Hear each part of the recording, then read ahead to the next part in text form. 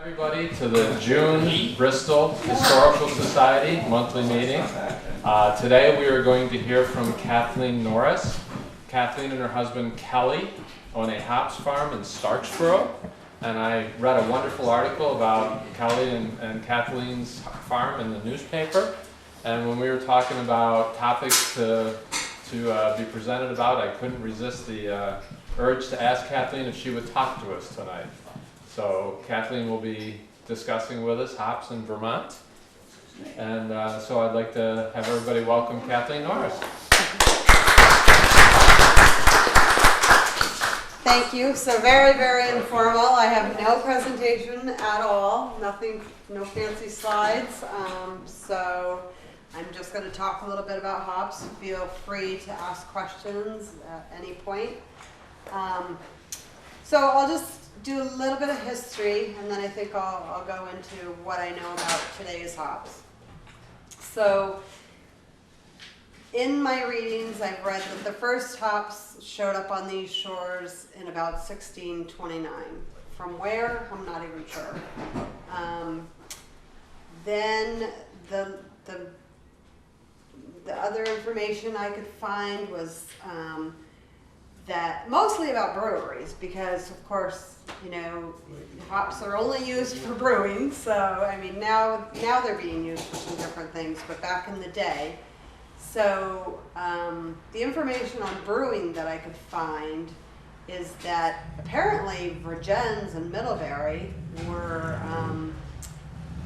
very big areas for the breweries, and those were the first documented articles looking for, you know, cash would be paid for hops. And that was in about 1791, there was the first documented brewery in Middlebury. And they burnt down a few months after they started, and about $3,000 worth of damage was done. And it's said that the residents and neighbors got together and raised money to try to rebuild this brewery. So that says that it was a pretty substantial interest for the people. And they raised about $1,200, and the brewery was rebuilt and again burned down the following fall. And they rebuilt it a third time, but then it kind of disappears from records about 1797. And about that same time, a Jordan Post in Virgins was starting a similar venture and put an ad in the Spooner's Vermont Journal saying again that cash would be paid for good quality hops. So hops have been around for a long time in this area, but commercially hops were started in about 1840, and before that it was just localized Middlebury, Virgins, which kind of, it seems kind of special because that's our area. So, but about 1840, hops were started in commercial production, and mostly along the Connecticut River in the Northeast Kingdom. And 1850, there was quite a large increase, and Vermont was the second largest producer of hops, dwarfed big time by New York, but we continued to be for 4 decades the second largest producer of hops. We went from about 2.9 in 1840 to about 8.5% of the national in 1850, and 1860 saw its peak. Vermont produced about 640 pounds of hops. And every town in the state of Vermont at that point was producing hops. even though a few of them only a few pounds. There was one town that was 8 pounds of hops or something, but every single town. And by 1870, there was already, the decline had started to come in, and this, I think, was a collision of events, Prohibition being one of them. And the hops are very difficult to grow in Vermont. I can only imagine they're difficult to grow today. So I can't even imagine back then how difficult it must have been with the downy mildew. I mean, now we have all kinds of equipment and chemicals that we can combat this with, but I don't think they were doing all that fancy stuff back then. And the Pacific Northwest, their growing conditions are perfect, and they had started to see quite a rise. And so Vermont's production was no longer that important to the market. Now, the Pacific Northwest got their hops from Vermont. So supposedly a Vermonter via ship brought rhizomes from Vermont to Northern California. And then, they moved through California and then into Oregon and Washington. So today, most hops are being produced in Oregon and Washington.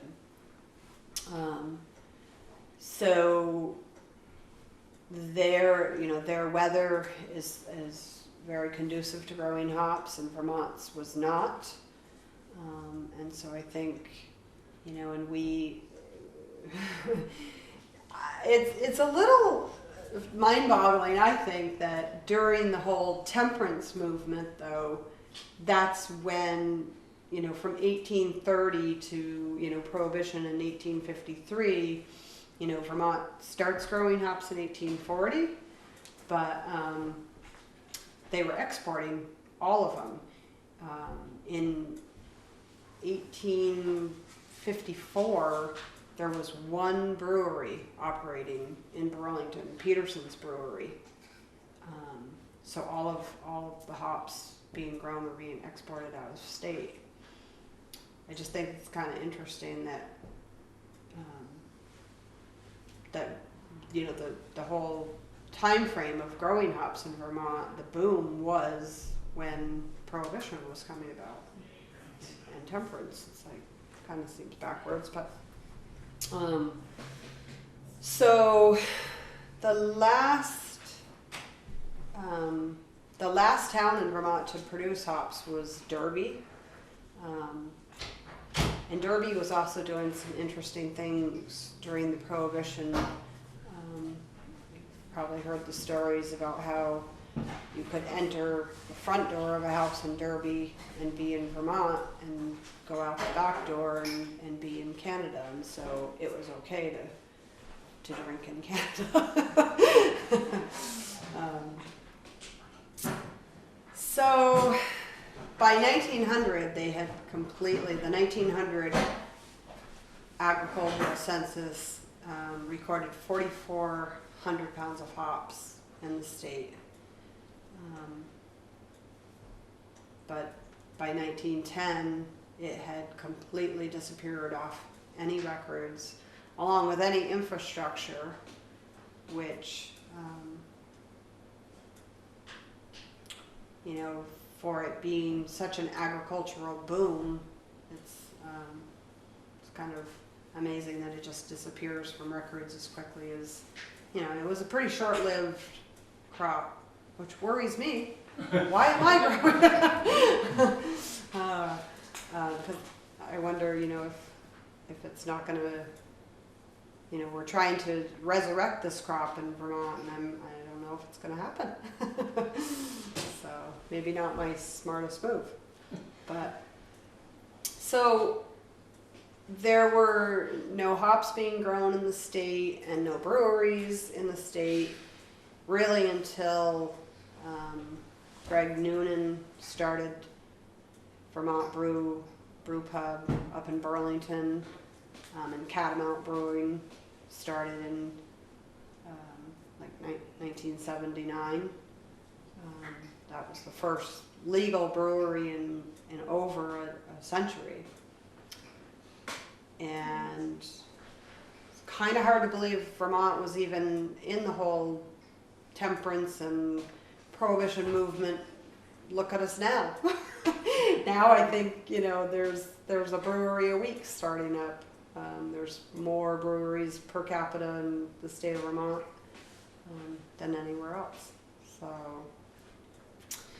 I'm not sure why or how UVM ended up starting the movement and starting the research farm up in Alberg.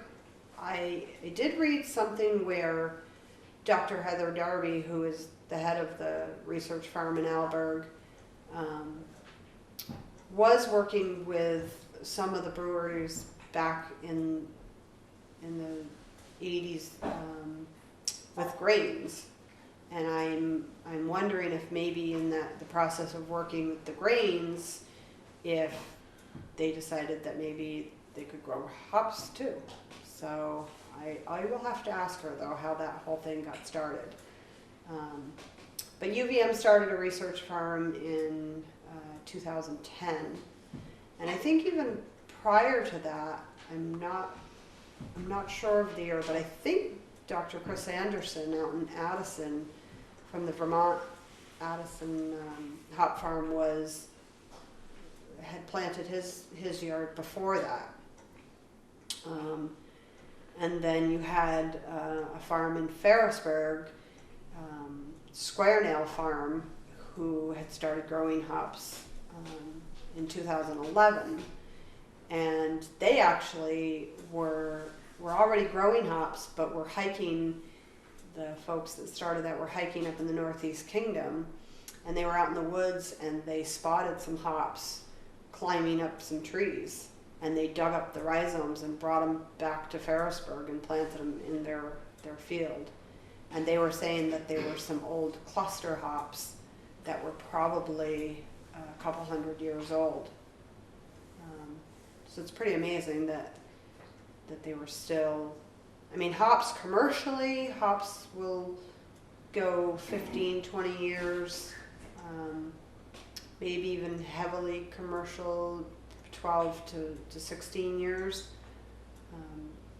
So the fact that they were still living out in the woods after 200 years is pretty amazing.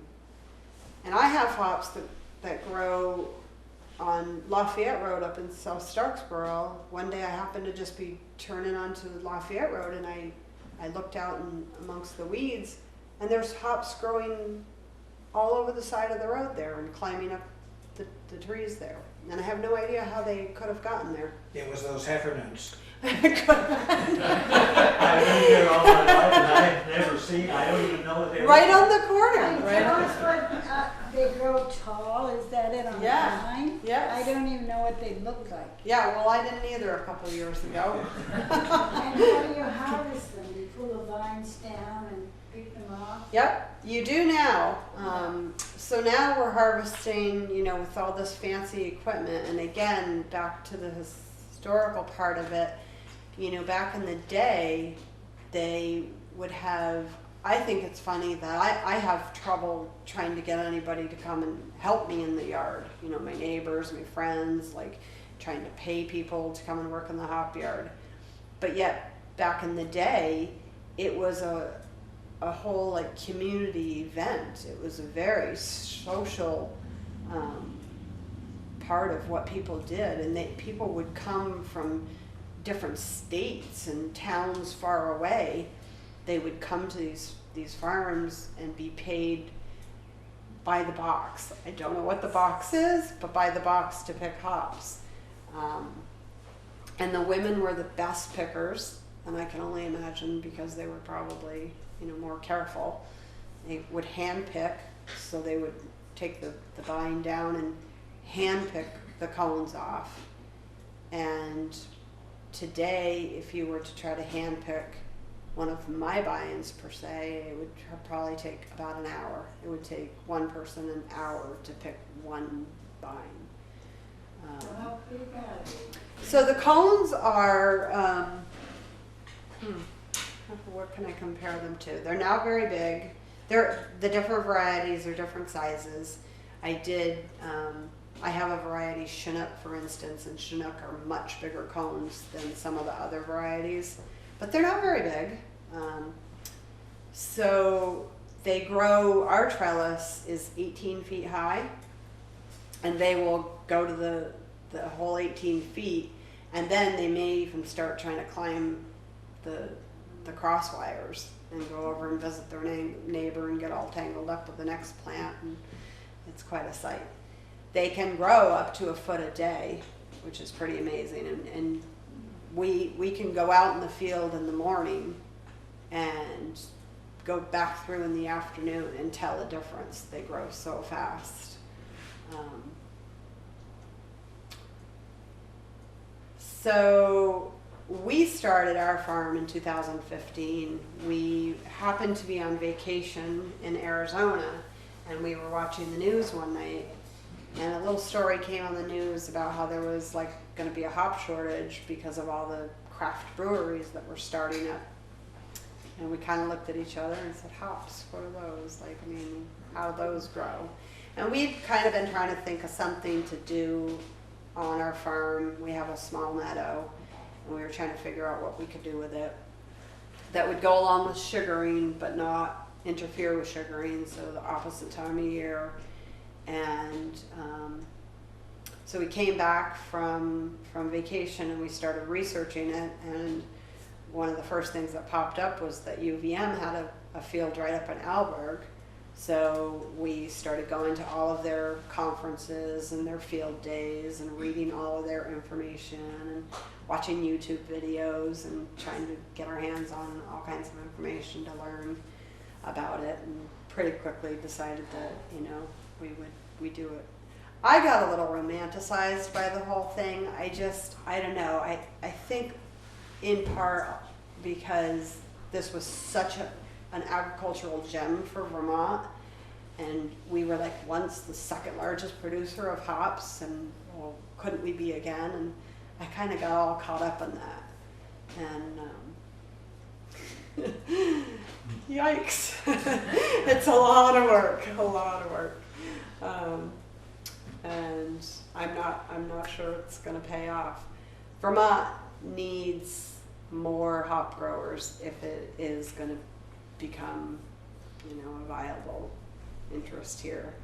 There are not enough people growing hops right now to have enough available for the breweries to really get serious. So we'll see. But UVM's, you know, doing everything they can to get people interested in growing hops. But so anyway, we bought into it, and so in 2015 we planted our plants. What we had done to get ready for that the year before, we had tilled our strips and limed our field and put in all of our poles. And that was quite a sight because we rented an auger and we augered all the holes. So my husband went through and he drilled the holes, and then I would hook the cedar pole to a chain on the tractor and bring it over to the hole and put it in. So we had, like, I think our field is about 200 poles.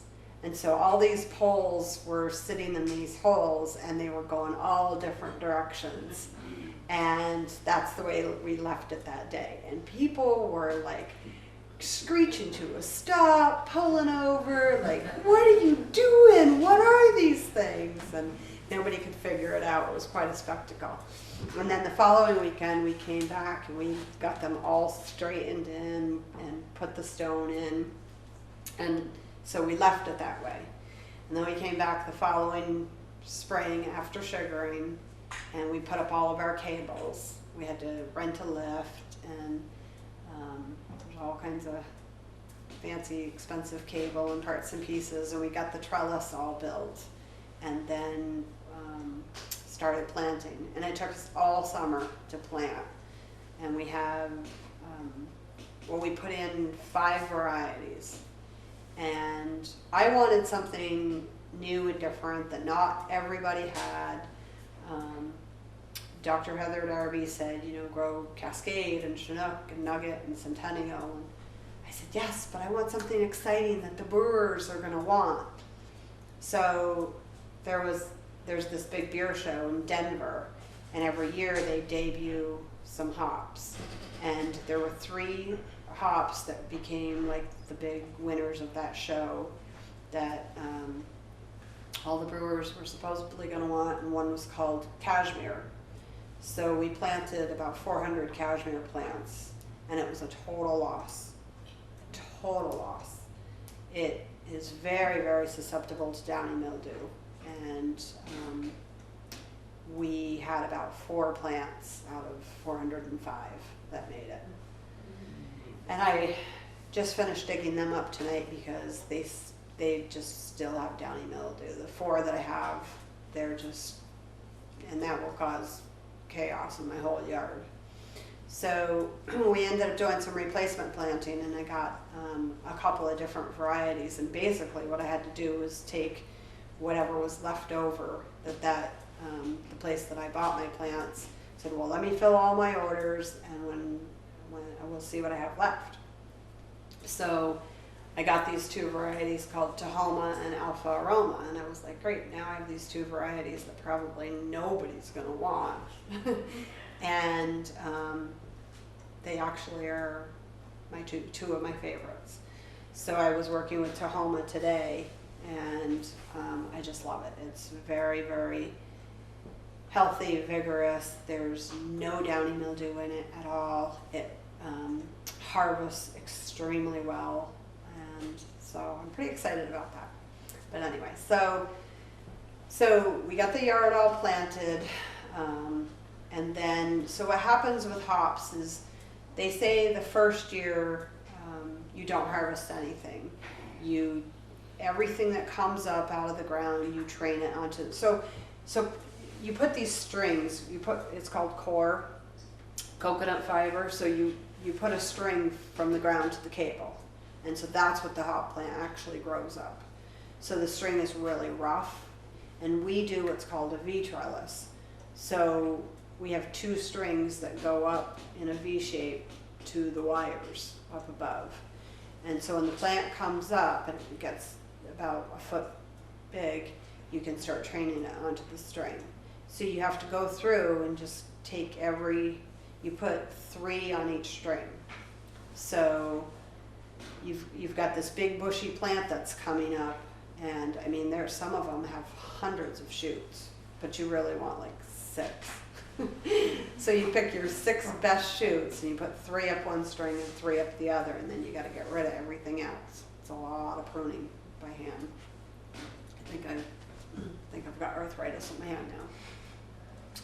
So you just wrap them like once or twice onto the string, and then they'll go themselves. You do it counterclockwise. They grow with the sun, and they just start climbing up the string. And so they come up in early May. They'll sit there like there'll be this mass of like little purple buds, even like during frozen ground and during frost. And then they'll start pushing up in early May. And the idea is that you want them to hit the top of the trellis by summer solstice. So it's not very long. But if you do have hot weather, they can grow a foot a day. So they did that last year. They made the trellis. The first year we didn't harvest. We just we trained everything, and we let it go, and then cut them down after the frost had killed them, cut them down, and just composted them. So then the second year, you're supposed to get about 50% of a crop, and we did. We got just barely over 50%. So they, you need a lot of fancy equipment. So in order to harvest them, you have to have a harvester. And so we had a harvester made. And you also need to spray them for the downy mildew and for any pests. So we had to buy this big fancy orchard sprayer, which was also very expensive. There's just no infrastructure in the state. There's it's all so brand new. There are a few people that have mobile harvesters who are going to go to other people's farms and harvest for them. But the problem we saw with that was, so we've got just a little over 2 acres, and if you want your field done and you want your field done the same time I want my field done, how is that going to work? And we didn't feel like we could, be. I talked to a guy who was going to do it, and he said, basically, you sign up for a time, and I come whether they're ready or not. I come whether it's good weather or bad weather or whether they're ready, and I just harvest the whole field. And we thought, well, that's not going to work because all the varieties are ready at different times. So we thought, better get our own harvester. So we got the harvester, we got the sprayer. We had to build a baler. So these things, after you run them through and I'll go back and I'll talk a little bit more about picking them and drying them and baling them. So you have to dry them, so we had to build a dryer. So we had to build this building that we then built the dryer in. And then we had to build a baler so that we could compress them. And then all the brewers want to use them in pelleted form. So then we had to pellet them. And there was nobody in the state of Vermont doing pelleting yet. There is now. So we had to take them out to New York and have them pelleted. So it seemed like, wow, one thing after another. And it was quite a scramble trying to get it all done. But we did.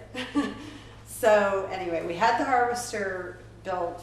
That was built in New York for us. So that arrived, and so what we do is we take a wagon with the gator and go up to the field, and we cut them at about 4 feet. And this does a couple things. All the hops are up high. They grow up at the top of the trellis. So we didn't really want to run anything through the harvester that wasn't really necessary.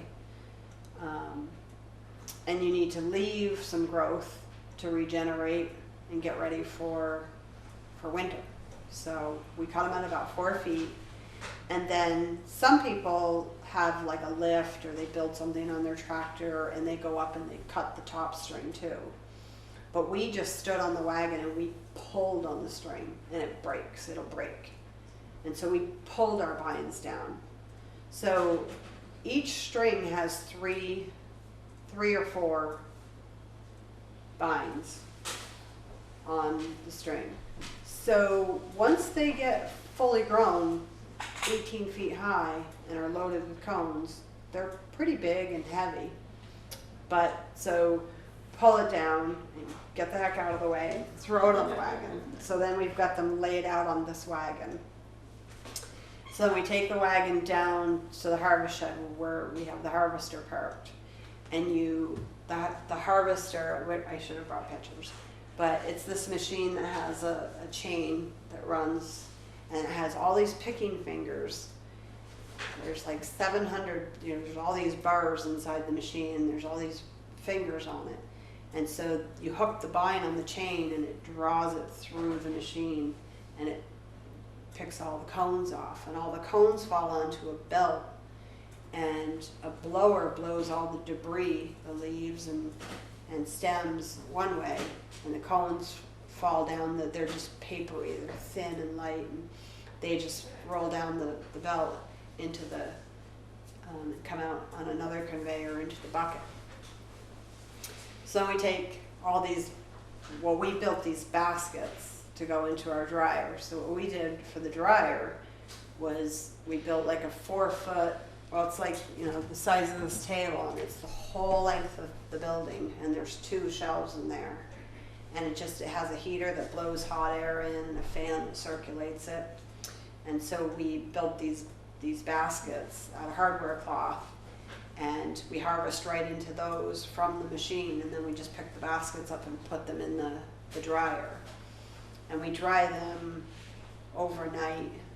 It's been taking, I guess it probably ended up taking about 15 hours or so. You dry them down to 8% dry matter. And so once they're all dry, we put them in these big grain sacks. And we just left them in there until we had a few minutes to put them into the baler. So we got them all harvested. We do, you know, 1 variety at a time. And hopefully all your varieties are different, ready at different times. Last year it was tough for us because we got our harvester so late, we basically just had to go through the field just one right after another and just get them done as fast as we could. We were a little bit late, but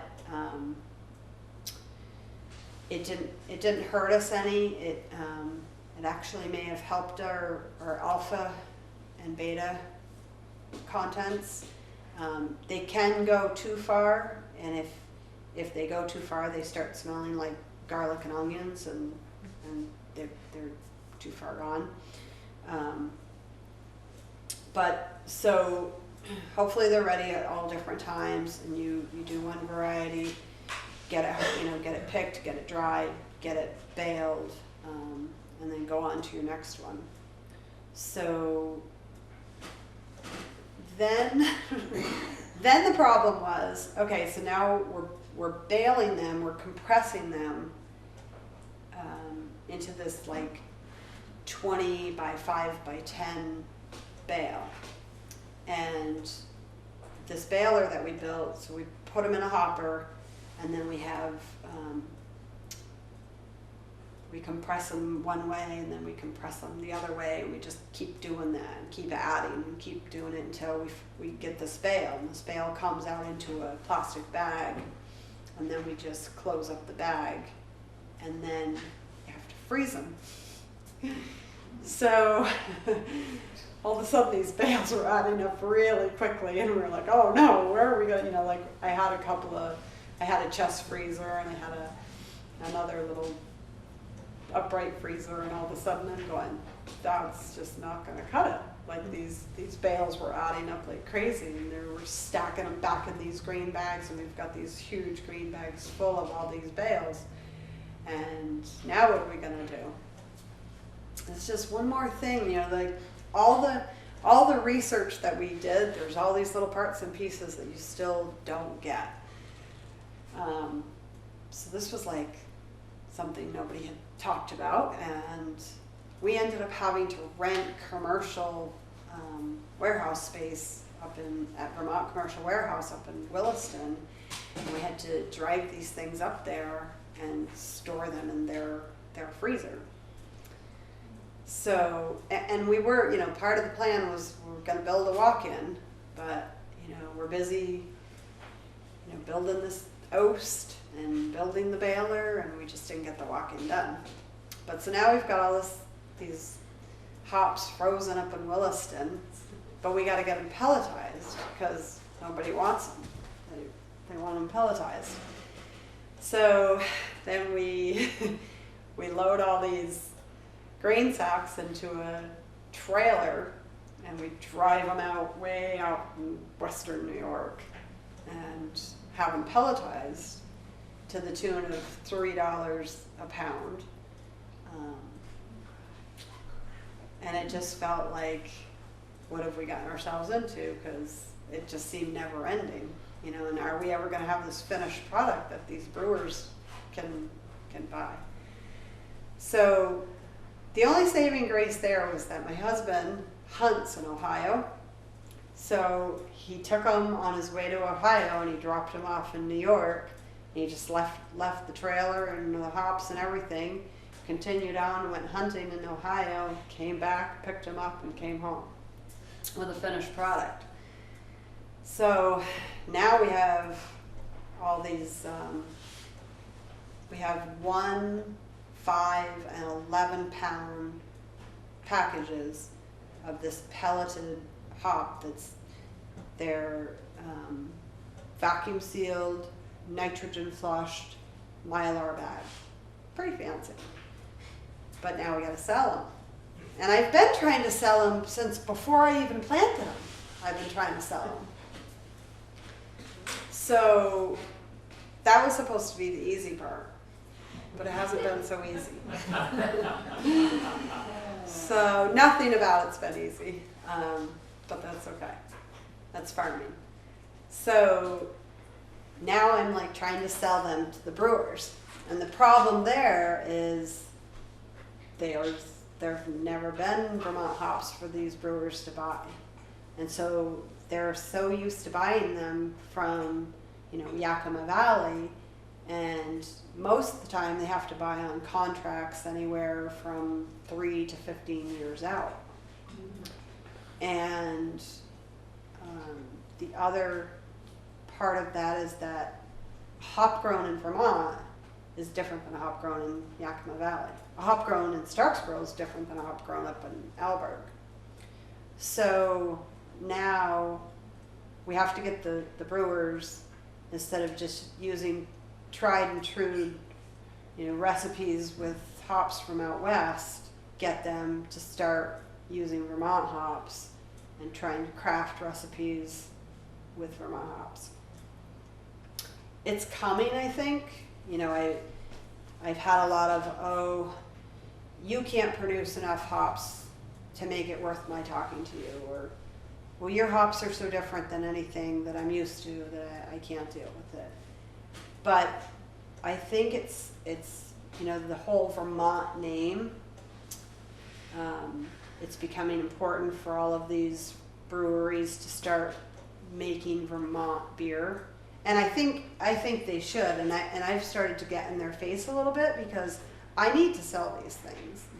And so part of what I do in my emails now is I put this little piece on there about, well, if you're interested in supporting agriculture in Vermont, or supporting local farming, or whatever I could do to get them to think, oh yeah, I probably should.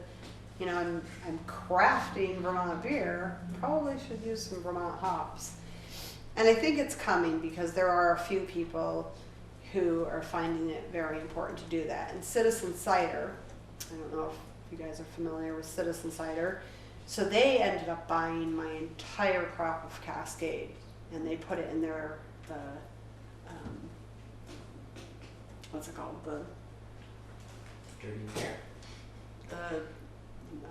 it's not, is it Lake Monster? That's rock. Or that's the new monster. Lake Hopper. Lake Hopper. There you Thank you. So they bought all 500 pounds of my Cascade, and they're putting it in the Lake Hopper. And they didn't seem to care, that they maybe cost more. It's very important to them to buy local and use Vermont hops. And one of the things that they had said to me when I approached them was, they were a little hesitant, reluctant, like most of them are. And then I said something about, having 500 pounds. And she said, oh, 500 pounds? Well, wait a minute. I mean, most people, when they come to us trying to sell us Vermont hops, they have 20 pounds. So that's pretty substantial. Yeah, we could talk about that. And they ended up taking all of them. And then another brewery that's been really supportive is Foam Brewers. So Foam Brewers is down on the waterfront, and it's 4 people that used to work at Switchback and left and started their own. And they actually they've bought a lot of my hops, but they bought some hops from UVM, and they made a Vermont beer and served it at the hop conference that UVM has in February. And they don't seem to care how much they cost. They just want quality Vermont hops. So that's really good.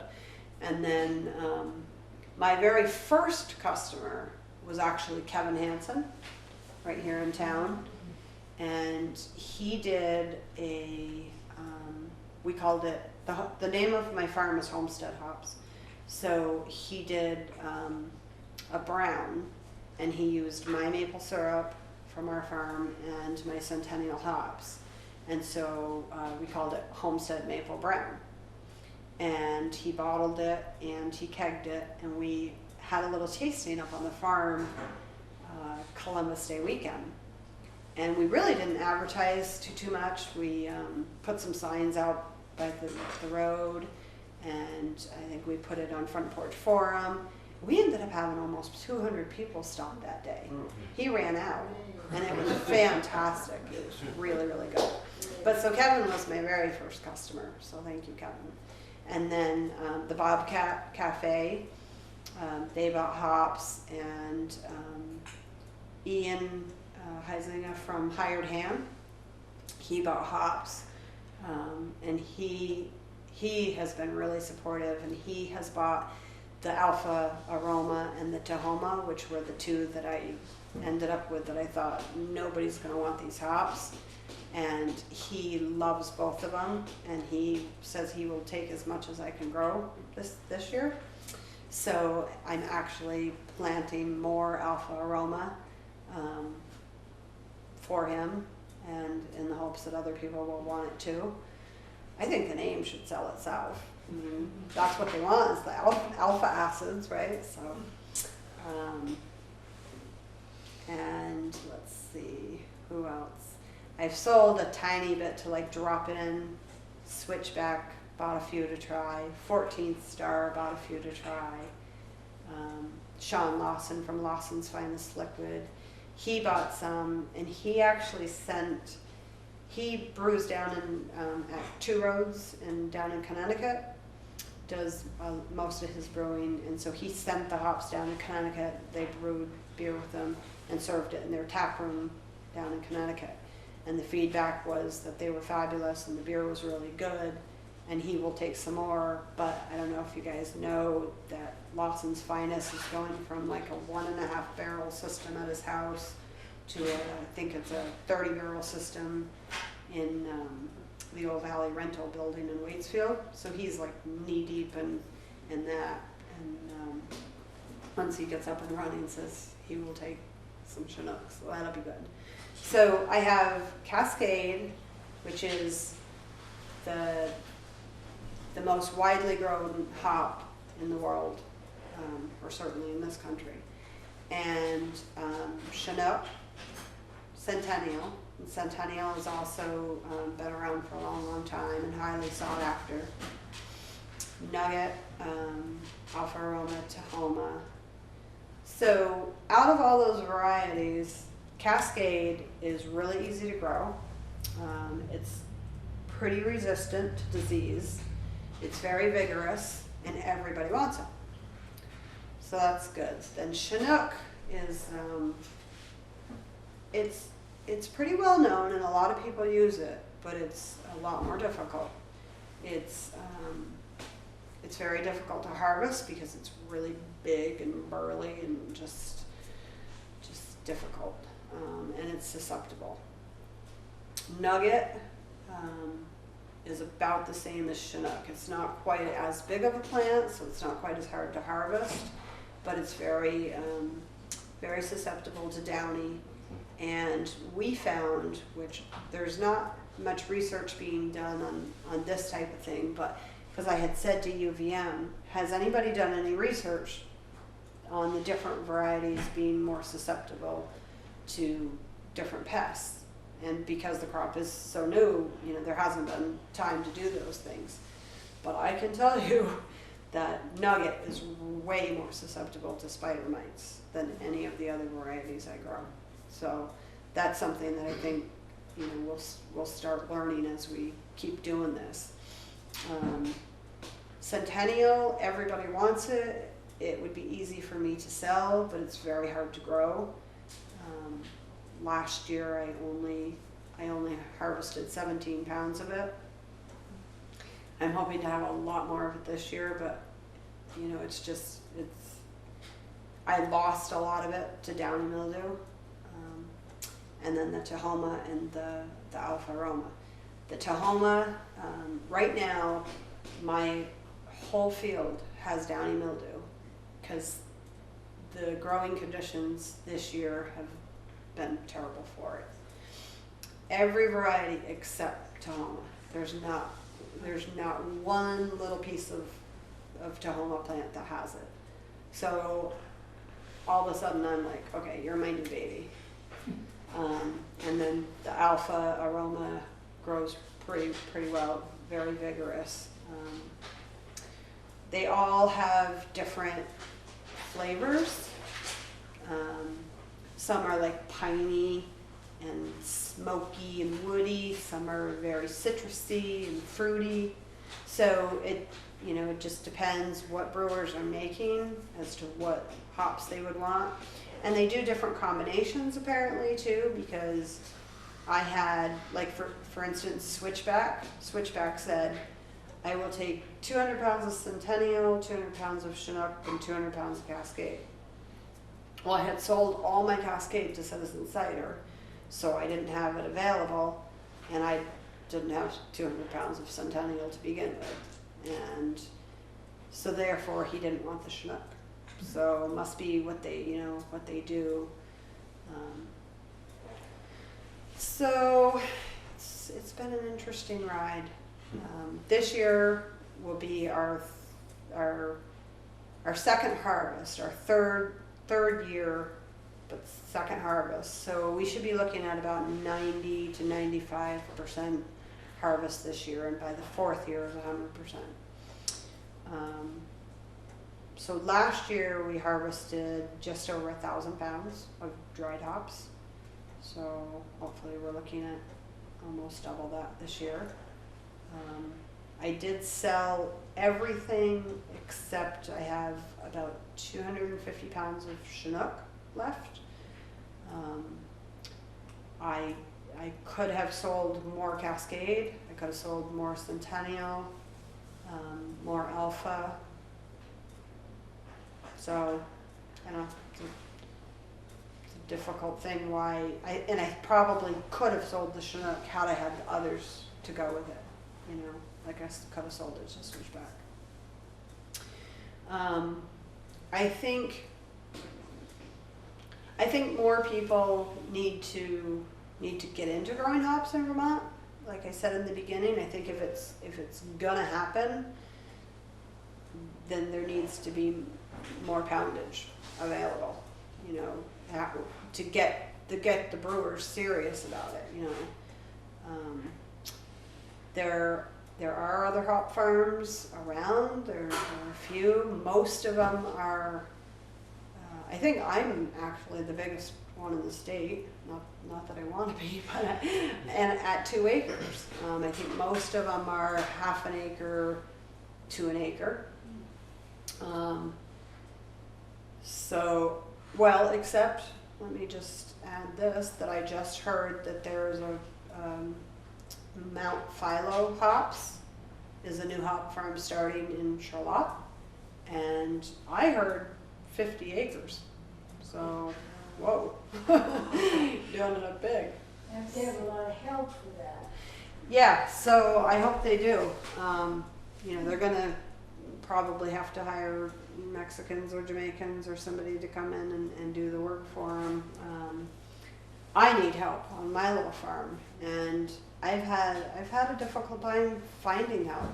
This year for training is like one of the biggest jobs, and when they come up, you have to train, you have about a week to train, and you have to be trained by the end of May if they're gonna hit the trellis by summer solstice.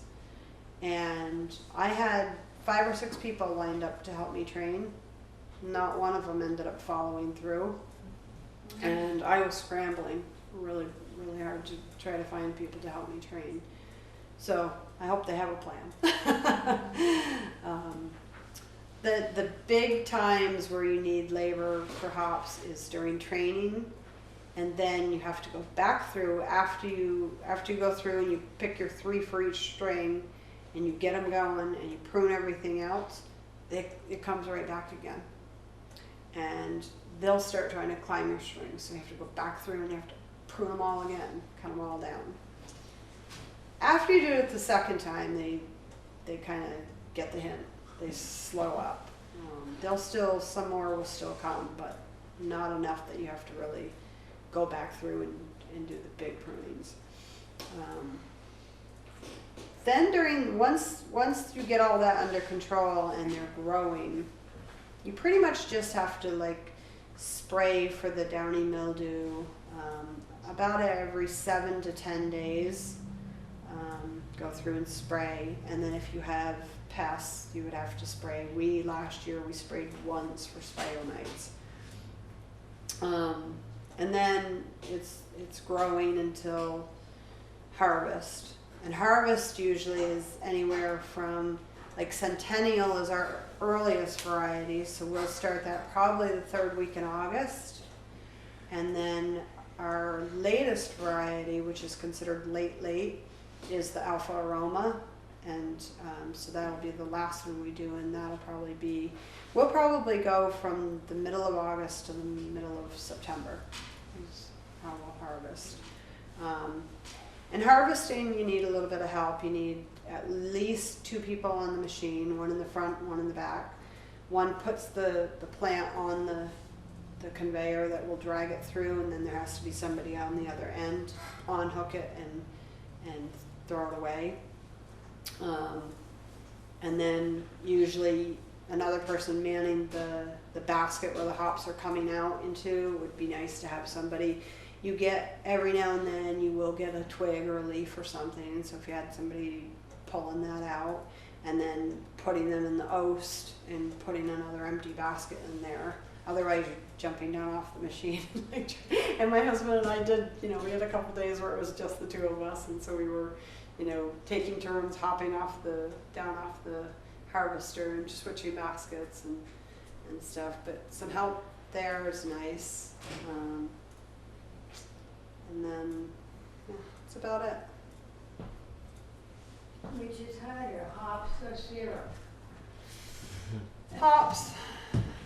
Syrup's a lot of work too. Sometimes when I'm out tapping, I get pretty overwhelmed with 18,000 trees, but I don't know. We have more help during sugaring to get the tree more tapped.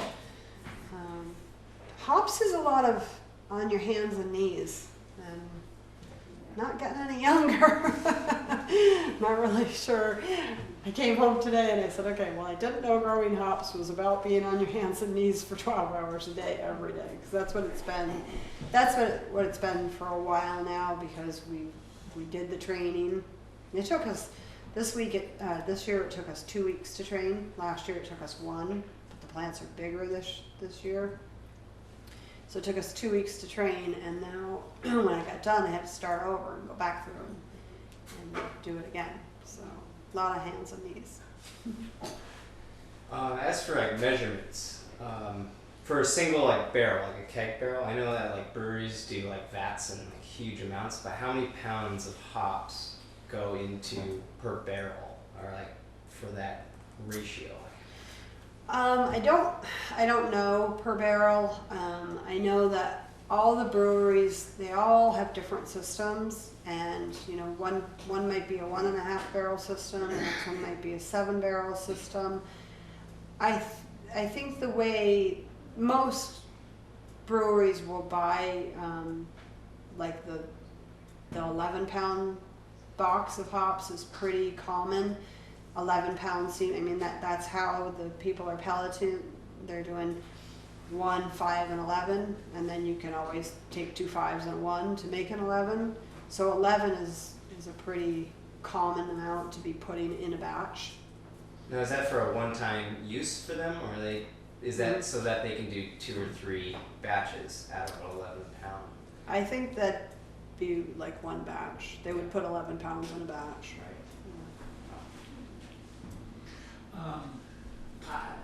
To create some demand, you were talking about Vermont made. You can channel the locavore people, to express a demand for Vermont-made Right. hops. Well, and I do think too that like with the maple syrup, you know, they protected the Vermont name, and I think, you know, and somebody recently told me that there's a beer being made by a California company that's called Vermont beer, and I think we kind of have to do the same thing we did with maple and some of the other products. Is if you are going to craft Vermont beer, you know, use local products. And I mean, that's like Kevin Hansen, he's using water from Ripton, you know, he's using hops from Myfield, he's using grains from Peterson's. But I think it's coming. I think, you know, and it only takes like one or two brewers to start doing that, and then all the other ones, you know, and like people are really liking it, that Foam is doing that, or that Kevin is doing that, and that starts getting talked about, and then pretty soon they're like, oh yeah, we better do that too. And I think it's coming. Like Switchbacks, they're doing it now, and so hopefully, yeah. You said that hops grown up in Allberg have a different taste than grown here. Is that because of the soil or the conditions that it's grown in, or? I think mostly the soil. I don't know why it is for sure, but I mean, hops within the state would not be drastically different, but our hops could be pretty significantly different than out west. And I guess it's the soil and just, you know, other growing conditions. Everything out there is irrigated, you know, and we're not. I don't know. I'm not really sure. Yeah. You said there was a time when every town in Vermont was growing hops. Do you have any idea which properties in the 5-town area were doing that? I Do don't. you have any information about that? No, I don't. I know that there was a lot of flip-flopping in areas that, like Windham County.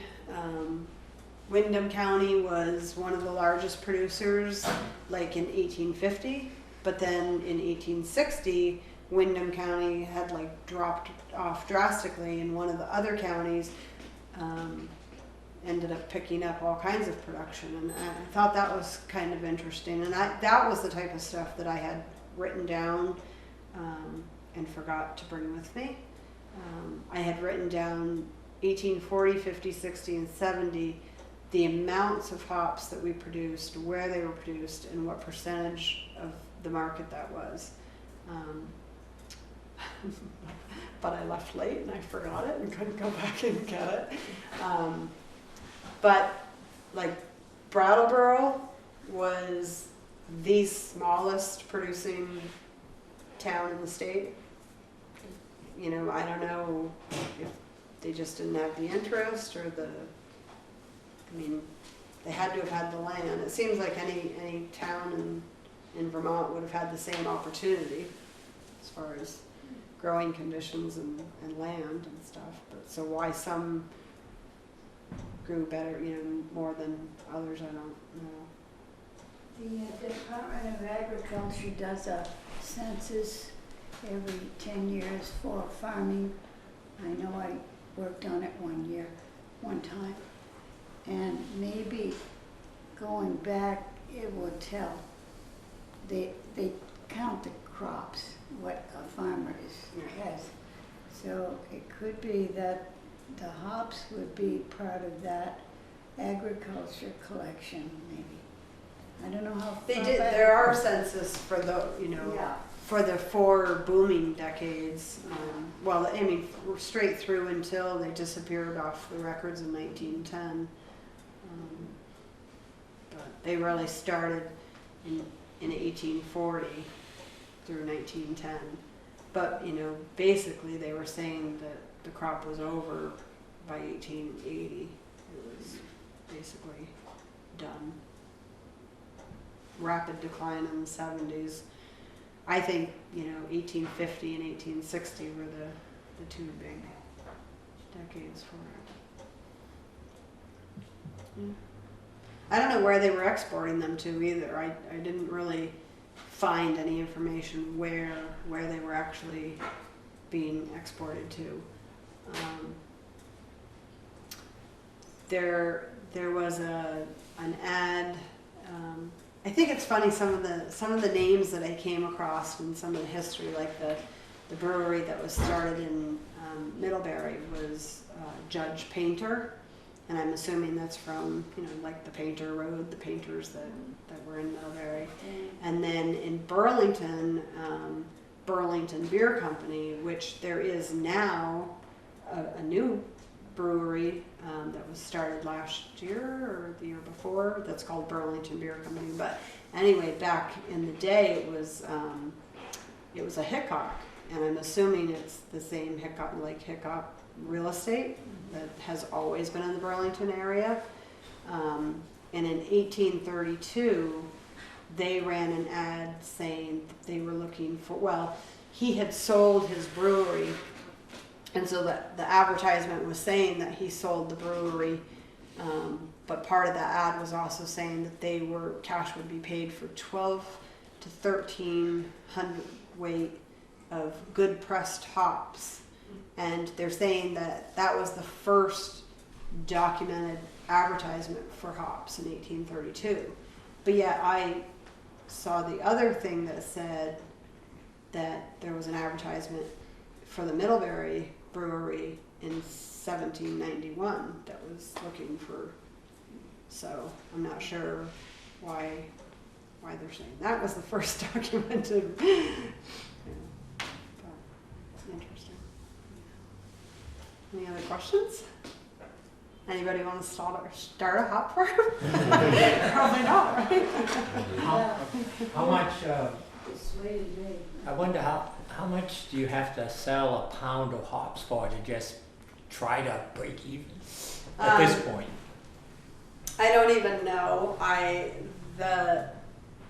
The enterprise took a lot more money. Well, a couple of things happened.